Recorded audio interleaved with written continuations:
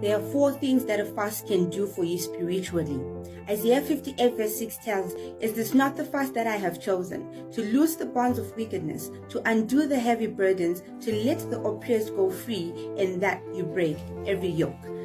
The first is to loose the bonds of wickedness. The Bible is clear. We do not wrestle against flesh and blood, but against principalities, powers, and spiritual hosts of wickedness in the heavenly places. So the first thing that a fast does is to loose those bonds of restriction, spiritual limitations that demonic forces have set upon your life.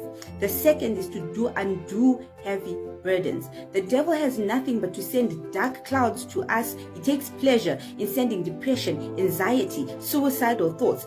Those are not of God. It's spiritual heavy burdens. And when you go on a fast, you are destroying these burdens that the demonic forces are sending to you. The third is to let the oppressed go free. When Isaiah wrote this verse, Israel was not in any physical bondage. They were not under any other country that was holding them bondage. So God was addressing a spiritual oppression that had taken a hold of the people. And many of us are spiritually oppressed. Many of us are spiritually oppressed, financially oppressed. In our marriages, we are oppressed. It manifests physically, but the source of it is spiritual oppression. And God says, when you go on a fast, I will set you free.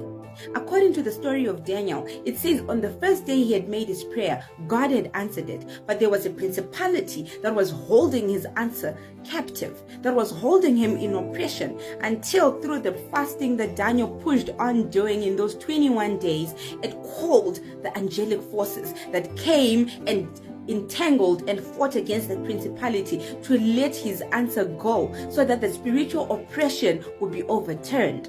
And Daniel, he received his answer. It manifested physically. So that's what a fast does. And the fourth thing is that it breaks every yoke. The devil wants nothing but to control and to manipulate until he destroys you. According to the story of Esther, when they went on a fast, it overturned every yoke of bondage that was set out against them to destroy the children of Israel. When they fasted, it set them free. It gave them the ability to break the yoke of the decree that was made against them.